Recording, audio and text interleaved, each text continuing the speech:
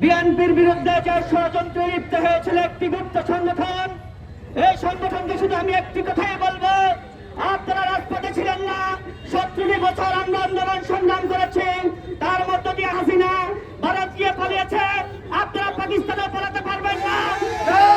পাকিস্তানে কিন্তু রাস্তা নেই, পাকিস্তানের দিকে আপনারা যেতে পারবেন না। ভারত আপনাদেরকে জায়গা দিবে না। এবং শিবিরের গুপ্ত সংগঠনের নেতৃবৃন্দ বলেছেন তারা নাকি বিশৃঙ্খলা সৃষ্টি করবেন। হাতের কবজি রাখবো না, হাতের কবজি রাখবো না, ছেড়ে ফেলবো। রাজপথে ছিলেন না, রাজপথে এসেছেন, সুন্দর রাজনীতি করেন। সুন্দর রাজনীতিকে আমরা স্বাগত জানাই।